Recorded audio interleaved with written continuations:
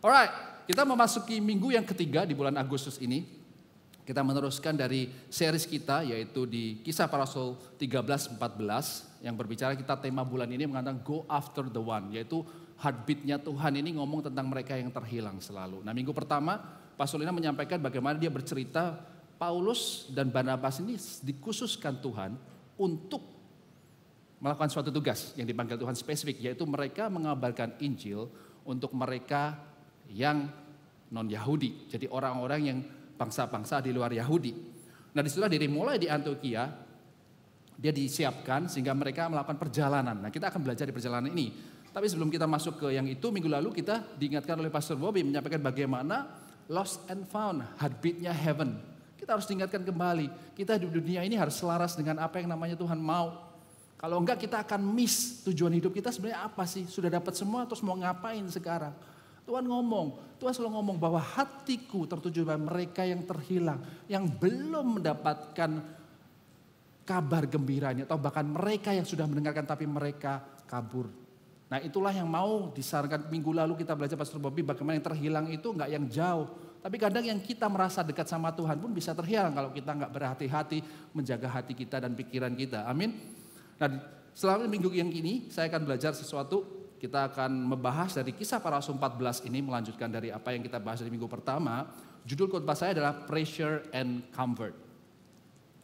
Pressure and Comfort ini saya mulai dari sedikit review aja ya, history. Kita belajar, saya tampilkan ada map di situ. Saya tampilkan mapnya, nah ini nggak usah dihafalin, nggak apa-apa. Nggak akan ditanyakan nanti kalau kalian masuk ke surga gitu, nggak akan tanya dulu mapnya ingat nggak ini, nggak. Ini cuman biar saya kelihatan lebih pintar aja sih teman-teman semua sebenarnya.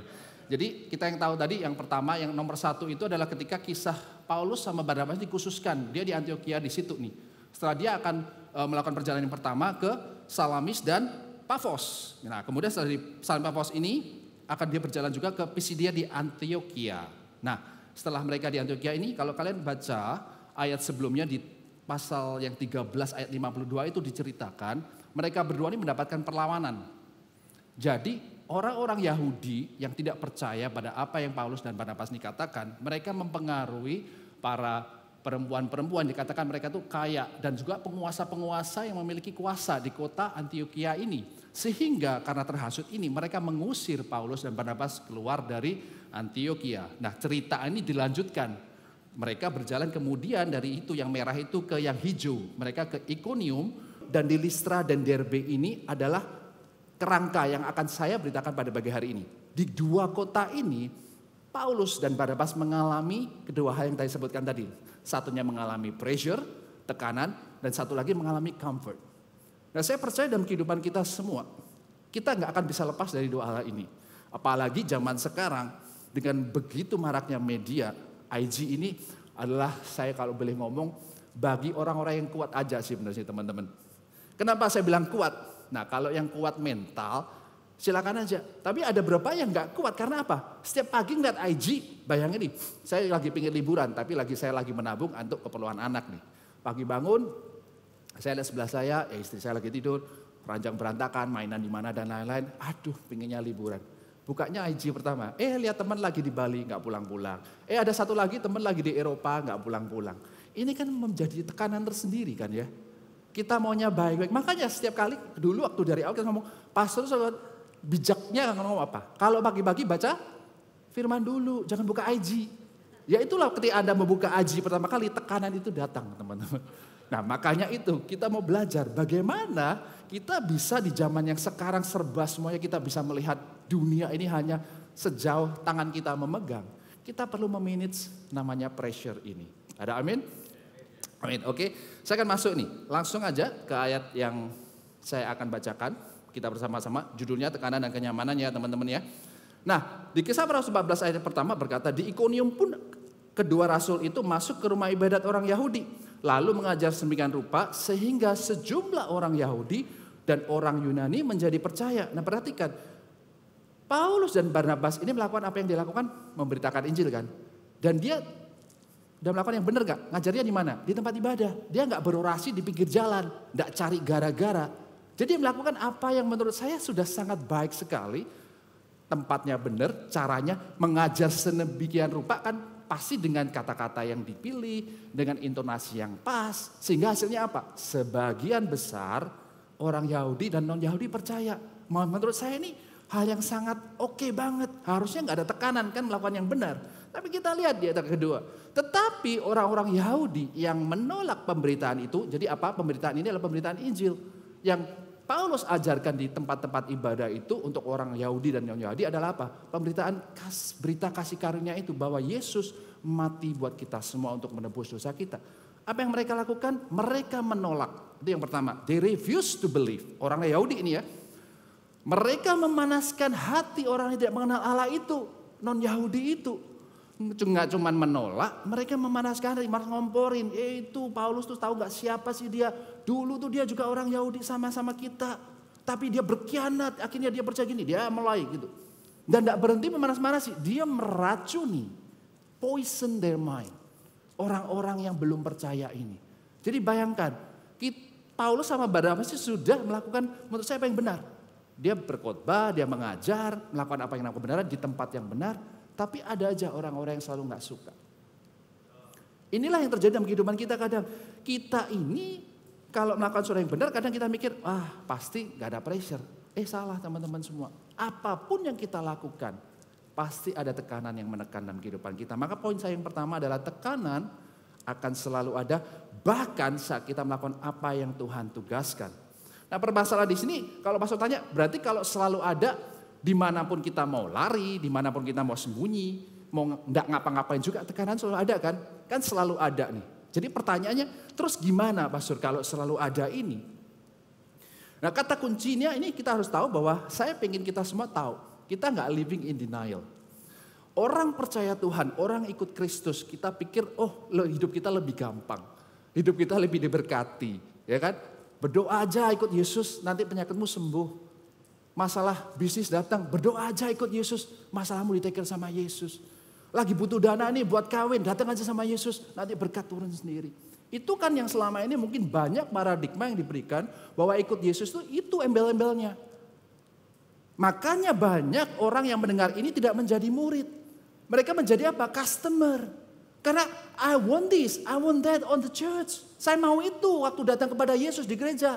Berkatnya, perlindungannya, kenyamanannya, itulah yang saya mau. Nah ketika kita nggak mendapatkan itu, pressure ini semakin berat kan, hidup dunia ini berat.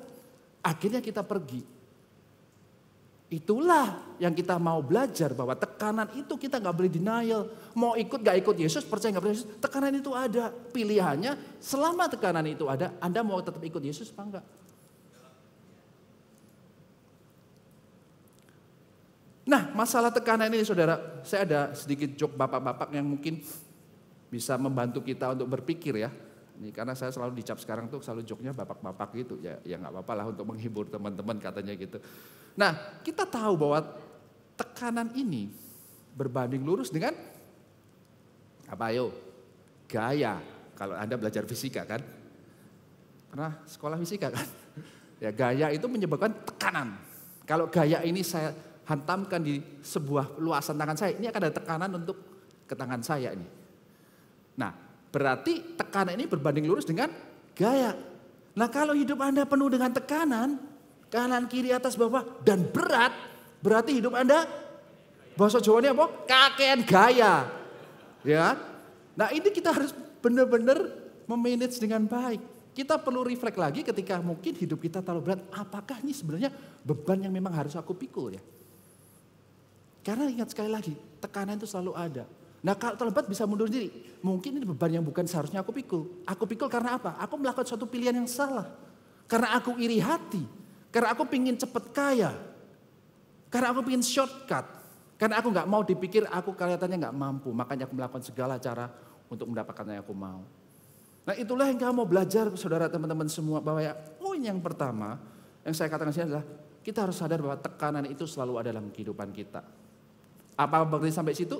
Katanya, terus gimana pastor kalau selalu ada? Apa yang harus kita lakukan? Saya senang Anda bertanya. Meskipun Anda bertanya, saya tahu Anda pasti bertanya. Karena Anda ingin keluar dari tekanan itu kan. Nah, come on. Nah kita akan lanjutkan lagi. Jawabannya ada di ayat berikutnya. Ayat ketiga, Paulus dan Barnabas tinggal beberapa waktunya di sana. Di mana? Di kota itu, di kota Ikonium. Mereka mengajar dengan berani karena mereka percaya kepada Tuhan dan Tuhan menguatkan berita tentang kasih karunia itu. Berarti mereka mengajar tentang gospel, tentang Injil. Dengan apa? Mengaruniakan kepada mereka berdua, Paulus dan Barnabas, kuasa untuk mengadakan tanda-tanda dan mujizat. Nah kalau kita baca dari ayat ini teman-teman semua. Sebenarnya apa yang dilakukan Paulus? Paulus mengajarkan Injil. Dia tidak melakukan mujizat untuk apa? Untuk agendanya dia sendiri. Paulus tugasnya apa sih? Mengabarkan nih, Yesus mati buat kalian, dosa-dosa kan diampuni. Ayo ikut dia. Itu aja yang dia khotbahkan tiap hari, diajarkan di sinagog. Tapi kan ada perlawanan nih, orang-orang yang nggak percaya. Ah lu siapa? Emang lu siapa? Makanya Tuhan tahu tekanan ini ada. I will help you with what? Kuasa. Kuasa ini diberikan kepada Paulus dari Tuhan untuk cukup pada Paulus berjalan untuk menjalankan tugasnya. Poin saya yang kedua, solusi untuk kita tahu kalau masalah itu satu tekanan selalu ada bahwa kasih karunia, kita harus sadar kasih karunia Tuhan itu memberikan kekuatan yang cukup untuk menghadapi segala tekanan. Kalau kita tahu dan percaya ini saudara, maka beban itu akan terasa lebih ringan. Karena kita tahu ada kuasa Tuhan yang diberikan waktu kita melakukan apa yang Tuhan mau. Nah saya akan berikan sedikit ilustrasi untuk sedikit menjelaskan tentang kata cukup. Kekuatan yang diberikan Tuhan itu saya percaya cukup. Karena apa? Kalau kita punya masalah, punya tekanan ini, kita punya kekuatan aja nggak cukup saudara apa? Ya kalau kekuatan untuk mengangkat ini nggak kuat ya tetap aja kekuatannya percuma. Tapi kalau saya diberikan kekuatan yang cukup untuk mengangkat, saya bisa mengangkat. Kalau kekuatan aja percuma, makanya kata cukup ini, saya akan garis bawahi cukup ini, kita perlu tahu kata-kata cukup ini dari versinya siapa. Kadang dalam hidup kita ngomong, ya mungkin cukup buat pastor, karena Anda pastor. Kalau saya kan orang biasa, mungkin gak kuat kalau menghadapi itu. Nah saya akan berikan sedikit ilustrasi untuk kita bisa mengerti, bagaimana kita bisa mengerti kekuatan Tuhan itu cukup dalam kehidupan kita. Next slide. Nah Anda mungkin yang suka olahraga tahu ini namanya bench press. Di gambar yang kiri, itu adalah orang melakukan sendirian. Saya juga sering sendirian dulu. Tapi dulu, sekarang udah gak terlalu, udah tua. Jadi agak karakter gak terlalu kuat. Nah, karena kita mengangkat sendiri, kita akan mengangkat, you will live as much as you think you can. Kita gak akan berani mengangkat lebih berat, karena apa? Resiko. Saya banyak melihat video-video dulu dari WA, orang-orang yang terlalu berani tidak berpikir secara, mungkin dia merasa mengukur tinggi dirinya, jadi dia mengangkat beban begitu berat, akhirnya cedera. Ada sampai bahkan yang meninggal karena tertimpa beban itu. Nah gambar yang kedua ini adalah kita akan berani karena kita punya PT. Namanya PT tahu ya, bukan pete. PT itu personal trainer. Kalau pete yang kita makan, kalau PT itu personal trainer. Nah personal trainer itu fungsinya apa sih? Dua hal yang saya lihat penting seorang PT. Ya dia mengatur menu latihan kita, jadwalnya hari ini apa, beban yang diangkat seberapa. Yang kedua menu asupan kita, makanan kita. Sehingga waktu kita berolahraga, otot kita rusak, dibesarkan, membesar dan lain-lain. Ada asupan yang cukup untuk recover otot kita. Nah saya bayangkan ini adalah seperti waktu kita berjalan sendiri. Dengan berjalan dengan Tuhan. Roh Kudus. Ketika kita berjalan sendiri, kita merasa bahwa untuk ke sana terlalu berat Tuhan. Gak bisa. Gak bisa. Gak kuat ototku. Aku ke sana aja ngelihat, aduh gak mungkin. Lihat cerita pas ya Paulus, Barnabas, Rasul semua dirajam. Gak kuat saya ke sana Tuhan. Tapi bayangkan pada waktu Paulus ini berjalan, dia juga gak bayangkan dia bakal dirajam dan lain-lain. Tapi waktu dia berjalan dengan Tuhan, selangkah demi selangkah, kekuatan itu mendorong dia. Dia mendorong dia. Dia angkatannya mungkin segitu. Tapi PT tahu, you can do it. Tambah sedikit, tambah sedikit. Dan PT yang benar, dia gak akan ngawur. Dari 10 kilo gak mungkin langsung tambah 20 kilo untuk Anda mengangkat. Dia akan tambah 1 kilo atau bukan mungkin setengah kilo per bagian untuk membuat Anda terbiasa dengan angkatan itu. Dan disinilah kita harus belajar banyak. Masalahnya kadang apa? Kita yang ngangkat sendiri ini lirik kanan kiri. Sana sudah 30, saya masih 10. Cupu dong. Mulai gak terima, timbul pressure sendiri. Saya mau ngangkat 30. Nah itulah ketika Anda berpikir mau mengangkat 30. Yang tadi saya katakan bahasa Jawa ini apa? Kakek gaya. Karena bukan porsi Anda sekarang ini. Anda harus mendengarkan siapa? PT Anda, Roh Kudus. Kalau Anda berjalan di jalannya Tuhan, maka Tuhan bilang apa? Di firman-Nya Dia. Saya bacakan ya. Saya catat di sini, sorry. Di 1 Korintus 10 ayat 13 berkata, pencobaan-cobaan yang kamu alami adalah pencobaan-pencobaan biasa. Yang tidak melebihi kekuatan manusia, sebab Allah setia dan karena Ia tidak akan membiarkan kamu dicobai melampaui kekuatanmu. Pada waktu kamu dicobai, Ia akan memberikan kepadamu jalan keluar sehingga kamu dapat apa? Menanggungnya. Bukan keluar loh, dia menanggung. Jalan keluar itu apa? Menanggung, kamu dapat kekuatan untuk memikul tekanan ini. Dan disitulah siapa yang kita dengarkan. Apakah kita waktu melihat kita mau bebannya dia? Apakah waktu kita mengangkat ini kita tanya PT kita, cukup nggak? Cukup, kita angkat. Itulah semoga bisa kita memberikan sedikit gambaran. Waktu kata cukup kekuatan Tuhan ini bukan patokannya cukup buat Pastor Bobby. Kalau saya ngangkat bebannya dia, mati saya. Ada bedanya kan? Kalau saya sampai pasti beda. Karena apa? Ya bebannya beda. Saya ditrain dengan suatu latihan yang bukan untuk mempersiapkan Pastor Bobby, berbeda. Makanya kita harus secure dengan diri kita sendiri untuk kita bisa berjalan di jalan kita. Ada amin? Sampai saat ini Anda menerima, mengerti?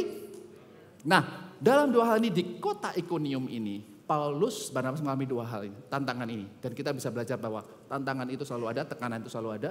Dan yang kedua adalah kasih karunia Tuhan cukup untuk kita menjalani tantangan itu. Amin? Nah, kita lanjutkan. Apakah selesai sampai situ? Enggak, kita lihat ayat 5. Maka mulailah orang-orang yang tidak mengenal Allah dan orang-orang Yahudi yang bersama-sama dengan pemimpin mereka itu menimbulkan suatu gerakan untuk menyiksa dan melempari kedua rasul itu dengan batu. Enggak selesai cuma menentang tadi ya, udah mulai merencanakan untuk dirajam. Karena mereka enggak terima, karena tetap Paulus dan Barnabas berani tetap tinggal di kota itu dan tetap mengajar. Keenam, setelah rasul itu mengetahuinya, menyingkirlah mereka ke kota-kota di Likaonia, yaitu Listra dan Derbe yang kita akan bahas selanjutnya ini. Nah, kita belajar satu hal di sini. Apa yang dilakukan Petrus, teman-teman semua? Dalam mengelola tekanan ini, boleh sekali-sekali kita menyingkir, kita mundur dari apa yang dari namanya orang yang toksik, yang nggak suka kita mungkin bertumbuh, yang nggak suka kita itu melewati suatu tantangan, yang nggak suka kita tuh bisa maju, kita mundur aja, nggak apa-apa. Tapi yang dilakukan oleh Petrus, kita nggak mundur dari menjauh dari tekanan itu. Kalau kita baca selanjutnya di ayat 7 di situ siapa mereka? Paulus dan Barnabas memberitakan Injil. Wow, tekanan ini muncul karena apa? Mereka berdua memberitakan Injil. Bisa aja mereka di Ikonium mendapat, tapi Tuhan ngomong apa? Pergilah, pergi mereka. Mereka keluar dari tekanan yang ini. Tapi waktu di kota yang baru, mereka tetap melakukan apa yang Tuhan tugaskan menghidupkan mereka. Sama dalam hidup kita teman-teman semua, kalau Anda mendapat suatu tekanan, janganlah lari, mundur boleh, tapi tetap lakukan apa yang Tuhan ingin Tuhan lakukan dalam kehidupan kalian. Nah, saya lanjutkan ceritanya, jadi kita mengerti ya tekanan ini. Nah, ayat 8 bercerita, lanjutkan ceritanya. Di Listra ada seorang yang duduk saja karena lemah kakinya dan lumpuh sejak ia dilarikan dan belum pernah dapat berjalan. 9, ia duduk mendengarkan ketika Paulus berbicara. Dan Paulus menatap dia, orang yang lumpuh ini, dan melihat bahwa ia beriman dan dapat disembuhkan. Nah, pertanyaan saya waktu dia melihat orang ini, kalau kita jeli ya, jadi waktu orang ini ada ketika waktu Paulus mengajarkan, jadi yang dia dengarkan apa? Tentang kesembuhankah? Enggak. Yang dia percaya apa nih? Berita kabar baik itu. Dia percaya Yesus ini juru selamatnya dia. Timbullah iman dalam hatinya. Iya benar, aku ini orang berdosa, aku butuh Yesus. Nah, ketika Paulus digerakkan hatinya, melihat orang ini bisa sembuh, dia berkata, bangkitlah di ayat 10, berdirilah tegak di atas kakimu, dan orang itu melonjak berdiri lalu berjalan kian kemari. Ayat 11, ketika orang banyak melihat apa yang telah dibuat Paulus, mereka itu berseru dalam bahasa Likaonia, dewa-dewa telah turun ke tengah-tengah kita dalam rupa manusia. 12, Barnabas mereka sebut Zeus, dan Paulus mereka sebut Hermes, karena ia yang berbicara. Nah, teman-teman semua, kalau kita bisa belajar sedikit, Paulus ini tugasnya dia melakukan pemberitaan firman. Nah, dalam waktu dia memberikan firman ini, tibalah ada muncul ini, ada side sedikit. Harusnya dia memberitakan, cuman karena dia melihat orang lumpuh ini dan dia percaya, dia merasa itu memang ada suatu kuasa, mungkin tidak dijelaskan apakah Roh Kudus, dia melihat gimana, tapi dia tahu bahwa orang ini bisa diselamatkan. Maka terjadilah mukjizat. Nah, bagi saya sebenarnya mukjizat ini adalah suatu yang tanda kutip ya, gaya. Agak sedikit kakek gaya. Karena tugasnya cuma ngomong no Injil kan. Tapi ini ada kakek gayanya. Dan terbukti teman-teman semua. Waktu itu dilihat oleh manusia, mereka menyebut dia dewa. Nah, kebetulan di Listra ini kalau kita baca literatur, memang di kota Listra ini adalah tempat di mana orang Yunani ini punya kuil untuk menyembah dewa Zeus. Jadi ketika melihat seseorang yang melakukan sesuatu yang supernatural, ini pasti Zeus. Makanya mereka menyebut mereka Zeus dan Hermes. Ayat 13 saya lanjutkan. Maka datanglah imam dewa Zeus yang kuilnya terletak di luar kota, membawa lembu-lembu jantan dan karangan bunga ke pintu gerbang untuk mempersembahkan korban bersama-sama dengan orang banyak kepada rasul-rasul itu. Wow. Ini yang gak bisa dihindari ketika suatu hal luar biasa terjadi dalam hidup Anda. Orang akan melihat Anda, wow, you different. Lu bukan manusia biasa. Something is wow. Dan ini dialami oleh Paulus. Ketika mereka ngajar biasa aja, ngajar biasa. Karena apa? Dia tahu yang diceritakan bukan dia, Yesus. Tapi ketika dia melakukan mujizat, yang orang lihat apa? You do the miracles. Makanya orang-orang ini melihat, kalau zaman sekarang mungkin ngomongnya, kalau kita melihat itu, wah Dr. Strange and Wong. Pasti gitu kali ya. Mungkin gak ada yang lihat Marvel di sini. Saya yang salah kali. Saya pikir lihat Marvel, atau saya yang merasa tertegur. Harusnya gak nonton yang gitu-gitu ya. Maaf. Tapi saya merasa dimanapun kita pasti mengalami itu. Culture budaya dimanapun pasti menggambarkan seorang yang melakukan supernatural pasti seperti superhero ataupun dewa-dewa yang mereka kagumi. Nah ini yang terjadi. Poin saya yang ketiga, apa yang dialami di Iconium tentang tantangan, kita ngomong di Listra dan Derbe ini adalah kenyamanan. Poin saya yang ketiga adalah kenyamanan dapat menjadi berhala dalam kehidupan kita. Ini suatu hal yang menurut saya agak sulit buat Paulus dan Barnabas. Mereka sudah dihajar kanan kiri. Setuju nggak? Dihajar kanan kiri kan? Mereka sudah ditolak kanan kiri. Ini kesempatan mereka mendapatkan sesuatu yang comfort. Ya sekali-sekali dipuji, sekali-sekali kasih makanan, dibawain persembahan, dibawain tas mereka, dicuci kasutnya. Itu suatu hal yang menyenangkan. Dan kalau kita ngomong tentang berhala, dulu ngomong, saya nggak berhala dewa-dewaan sih pastor. Saya enggak. Tapi zaman sekarang teman-teman semua, saya lihat next slide, berhalanya itu bukan patung. Tapi ini semua yang kadang bisa menjadi berhala dalam kehidupan kita. Pemikiran bahwa I wish I were him and her. Pemikiran bahwa if not me, who else can do this? Pemikiran bahwa I will get their approval no matter what. Atau I will be happier if I have those things. Atau I want to be on top no matter what. Berhala ini berkata tentang apa sih teman-teman semua? Apakah patung? Kalau kita masih berpikir itu patung, Anda salah besar. Berhala itu berkata tentang segala sesuatu bentuknya apapun yang menggantikan posisi Tuhan dalam kehidupan Anda dan saya. Berhala itu berkata tentang suatu posisi kita menempatkan sesuatu lebih daripada Tuhan dalam hati kita, dalam hidup kita. Nah dalam konteks ini yang diterima oleh Paulus adalah pujian dan juga fasilitas. Menarik, dua hal yang kita merasa pujian dan fasilitas hal yang baik kan, positif. Tapi kalau kita tidak jeli dan melihat ini sebagai suatu hal yang kita perlu manage, itu bisa menjadi berhala dalam kehidupan kita. Nah saya berpikir, seperti tadi, Paulus sebenarnya pasti susah pasti menolak ini.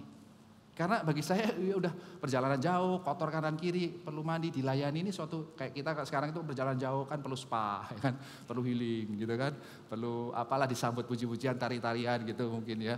Kalau kita sering summer mission kadang seperti itu. Nah, tapi kita lihat respon Paulus dan Barnabas yang kita bisa pelajarin. Kalau kita melihat bahwa semua yang kita hadapi ini susah, banyak pastor sekarang berhala, betul, berhala sekarang lebih banyak dari zaman dahulu. Karena apa? Media sosial. Liburan aja bisa jadi berhala, karena apa? Nggak terima sama tetangga sebelah. Rumah aja bisa jadi berhala, karena apa? Ngelihat tetangga depannya rumahnya lebih besar.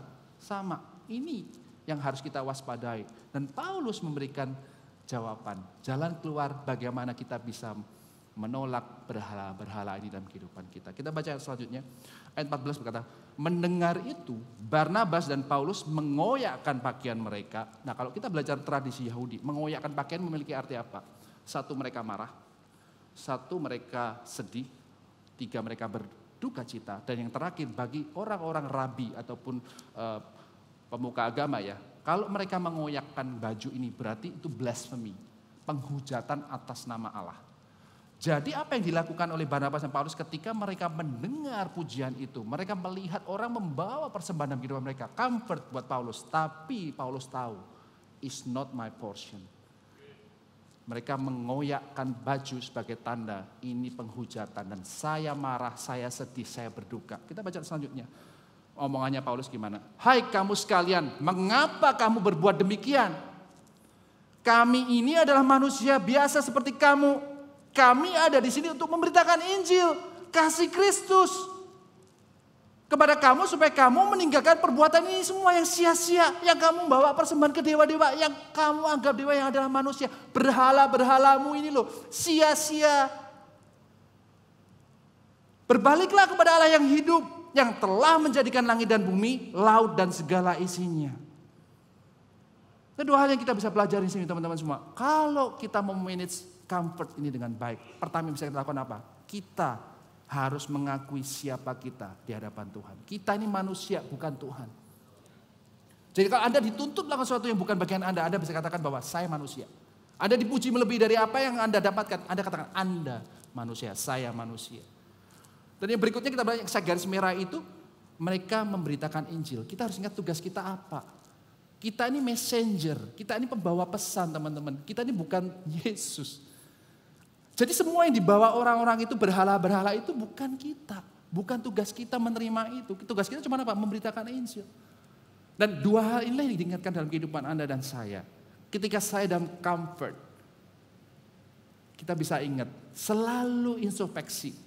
Selalu balik lagi siapa kita dan apa tugas kita.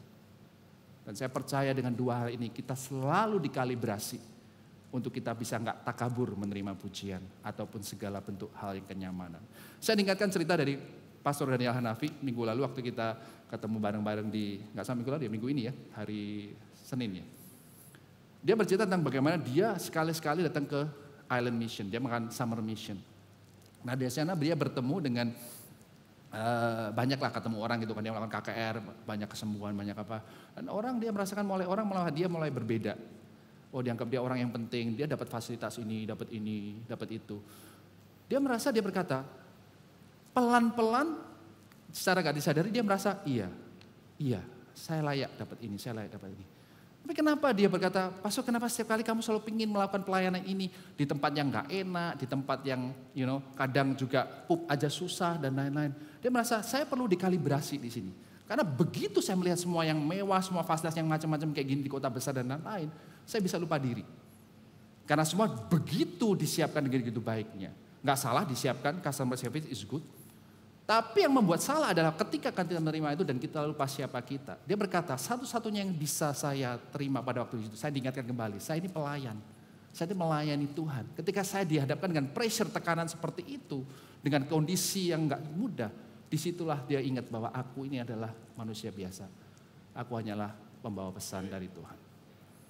Suatu contoh yang luar biasa teman-teman semua. Saya nggak katakan Summer Mission itu adalah obat buat kita semua ya, enggak. Dan dari kita correction seperti ini nggak selalu harus pergi ke tempat yang kecil-kecil seperti itu.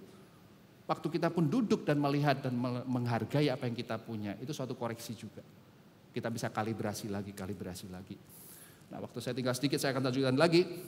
Nah apakah pujian comfort itu akan pergi gitu aja ketika kita menolak itu? Menarik saudara, kita baca selanjutnya. Walaupun rasul-rasul itu berkata demikian, sudah ngomong ke orang-orang yang bebal ini, percuma jangan kamu lakukan. Apa yang mereka lakukan? Namun hampir-hampir tidak dapat mencegah orang mempersembahkan korban kepada mereka. Ini bebalnya orang dunia saudara. Dan jangan heran ketika Anda dipuji, Anda jangan, Anda tetap dipuji. Ya ini. Mereka ini melihat sesuatu, pokoknya bisa diidolakan, pasti diidolakan. Pasti Anda dipuji-puji. Pasti Anda ditinggi-tinggikan. Dan mereka gak berhenti saudara. Jadi tugas kita bukan menyalahkan mereka. Loh mereka gak berhenti kok mereka. Anda yang harus take action. Untuk koreksi diri Anda terus. Ada amin? Nah kita lanjutkan ceritanya. Dari situ kita tahu bahwa sebenarnya untuk comfort itu datang dari kita dengan suatu paksaan. Kita gak bisa ngomong nyantai aja, kita harus dengan aktif mengkoreksi diri itu. Dan kita lanjutkan, tetapi datanglah orang-orang Yahudi dari Antioquia dan Iconium dan mereka memujuk orang banyak itu memihak mereka. Ini bayangin orang-orang ini yang datang dari Antioquia, dia ini jauh-jauh dari yang Iconium datang ke Listra. Karena mereka mendengar Paulus dan Barnabas di sana. Apa yang mereka lakukan? Mereka menghasut sehingga Orang-orang yang tadinya yang ngoyo muji-muji itu, yang mau beri persembahan, tiba-tiba apa teman-teman semua? Melempari Paulus dengan batu dan menyeretnya keluar kota karena mereka menyangka ia telah mati. Nah, poin saya yang keempat yang terakhir. Kenyamanan itu dapat berubah seketika. Jadi jangan terlalu pede ya, maksudnya, atau jangan berbesar hati kalau banyak pujian atau banyak comfort yang diberikan dalam hidup kita. Karena apalagi dari orang-orang yang tidak kita kenal. Orang di luar circle kita. Pasangan kita, teman-teman baik kita. Orang-orang yang gak mengenal kita itu mereka dengan gampangnya ngomong, wah lu hebat. Tapi begitu mereka dengar sesuatu, oh kurang ajar lu ya, turun lu. Gitu. Itulah the power of netizen. Jadi Anda harus tahu bahwa ini yang terjadi dari Paulus dan Barnabas. Mereka diululukan, enggak lama setelah hasutan itu datang apa? Mereka dilempari loh, mereka dirajam. Katanya dewa, kok tiba-tiba dirajam. Jadi jangan peganglah sesuatu yang permanen teman-teman semua. Jangan pegang sesuatu yang bisa seketika berubah. Comfort ini yang menurut kita bisa selamanya. Waktu Anda lihat Instagram Anda like-nya 1.000, 2.000, 3.000. Dalam satu hari bisa 0. Mungkin dibajak sama orang ya gimana enggak. Tapi maksud saya itu bisa berubah. Kalau hidup Anda berdasarkan dari itu, maka Anda akan kecewa. Nah terus gimana Pastor? Enggak boleh kita dapat comfort terus gimana dong? Oh boleh, ada satu saya kasih. Comfortnya dari mana? Comfort ini yang gak akan berubah selama-lamanya. Ketika Anda capek, ketika Anda butuh penghargaan, ketika Anda merasa gak punya siapa-siapa. Inilah comfort yang dari Tuhan yang saya percaya bisa menguatkan kita pagi hari ini. Ada di ayat Matius 11 ayat yang ke-28. Ini sering kita dengar. Marilah kepadaku semua yang letih lesu dan berbeban berat. Aku akan memberi kelegaan kepadamu. I will give you comfort. Kalau kita notice saudara ya. Yang datang kepada Yesus ada syaratnya enggak? Semua yang berbeban berat. Dia enggak ngomong kan, bos-bos yang berbeban berat, datanglah. Ya kan? Pastor-pastor yang berbeban berat, datanglah. Yang berdasi, datanglah. Dia bilang semua, apapun Anda di atas, Anda di tengah, Anda di bawah, Anda delosor, datang. Tuhan ngomong apa? Kalau kamu datang kepadaku, I'll give you comfort. Dan satu inilah yang gak akan berubah dalam kehidupan kita semua. Apapun yang Anda alami. Pujian orang itu memberi tuntutan gak saudara? Nuntut kan? Coba. Kalau saya ngomong, wah Pastor hari ini keren pakai batik gitu ya. Coba saya besok pakai kaos oblong. Saya ke sini, bilang keren lagi enggak? Wah Pastor kok beladus ya. Enggak dipuji lagi. Tapi Tuhan ngomong, bahwa kamu beladus, bahwa kamu bambung, datang tak kasih comfort kamu. Ya, bedanya ngerti ya saudara. Jadi inilah yang saya ingin sampaikan pagi hari ini teman-teman semua. Kita itu dibingungkan dengan segala tekanan ataupun comfort. Kita harus hati-hati. Yang kita pikir tekanan ini negatif, bisa menjadi positif kalau kita tahu bagaimana kita memanage tekanan. Comfort ini sangat bahaya. Kita suka, yes kita suka. Siapa nggak suka dipuji? Suka. Siapa nggak suka dikirim makanan? Suka. Siapa nggak bisa entasnya? Suka. Daging kita suka. Tapi kalau kita nggak berhati-hati, ini menjadi berhala dalam kehidupan kita. Dan itu bisa diambil seketika itu juga. Saya akan tutup di hari ini. Udah telat 5 menit ya. Apa yang Paulus dan Barnabas berikan pelajaran pada kita? Langsung ke slide berikutnya. Tekanan seberat apapun dengan Tuhan, kita akan semakin kuat. Kenyamanan sebaik apapun tanpa Tuhan, kita akan semakin lemah. Dari sinilah dari siap apa yang saya bicarakan di sini teman-teman semua, ambillah intisari dari apa yang saya katakan bahwa seberat apapun tekanan yang sedang Anda hadapi, bersama dengan Tuhan Anda akan semakin kuat. Dan bagi Anda mungkin yang berada di atas, Anda merasa nyaman, Anda merasa diberkati, Anda merasa mendapatkan segala apa yang Anda bisa dapatkan.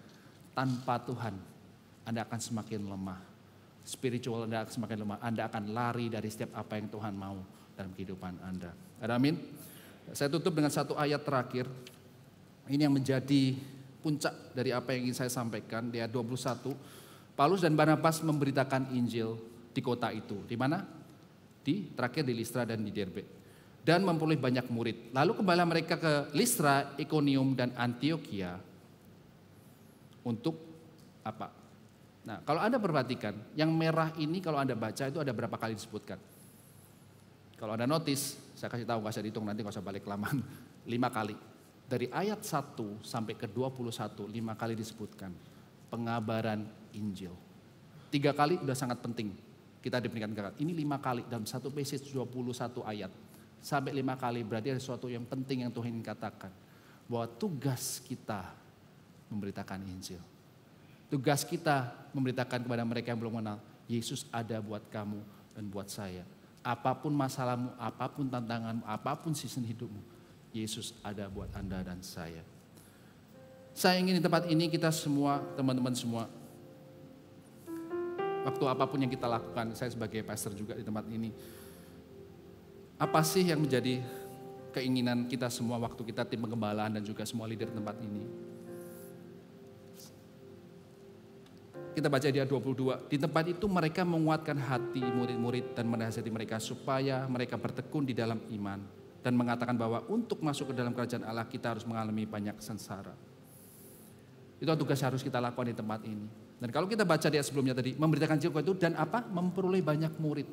Waktu saya mengabarkan ini, saudara, harapan saya pribadi, saya nggak mendapatkan customer. Wah bagus pastoran khotbahnya, saya diberkati, saya dikuatkan. Mungkin minggu depan waktu pastoran diajak ngomong sini, pastoran ngomong apa sih? Nggak cocok, saya nggak mau seperti itu, saya nggak mau seperti itu. Itulah mental customer. Yang disebutkan di sini 21, pemberitaan Injil itu apa? Untuk apa? Untuk memperoleh murid teman-teman semua. Dan saya harapkan di sini bukan customer aja yang Anda datang tiap minggu, ayo kasih aku. Setelah aku dapat aku pulang penuh. Kosong lagi, datang lagi, penuh lagi. Tapi murid ini ada karena pemberitaan Injil. Dan murid apa yang murid lakukan? Mereka menguatkan hati, menasehati, ngomong bertekun bersama-sama, ngomong hey hidup kita gak gampang.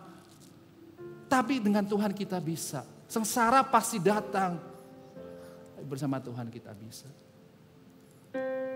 Pagi hari ini saya berdoa, ini menjadi suatu hal yang membuat kita bisa reflect lagi. Segala pressure selama dengan Tuhan kita akan semakin kuat. Comfort yang gak perlu, yang bukan dari Tuhan akan membebani dalam kita kalau kita gak bersama dengan Tuhan. Slide terakhir dalam memberitakan Injil itu, go after the one, tekanan akan selalu ada, tapi kasih karunia Tuhan berikan cukup kekuatan. Kenyamanan dapat menjadi berhala kita dan dapat berubah seketika. Inilah 4 hal yang saya ingin kita semua ingat pada pagi hari ini. Biar kita semua dikuatkan dan kita semua menjadi murid di tempat ini juga bukan customer. Pastikan Anda juga tadi kalau sudah diingatkan tadi ada videonya, ada satu stiker itu, tulislah nama. Ingatlah, mulai dari berdoa, doakan orang-orang yang Tuhan sentuh dalam hati saudara untuk menulis namanya siapa dan doakan dia. Dan kita mari berdoa bersama-sama. Ada momen di mana hidup kita dipakai Tuhan untuk berbicara tentang gospel dalam kehidupan mereka. Ada amin?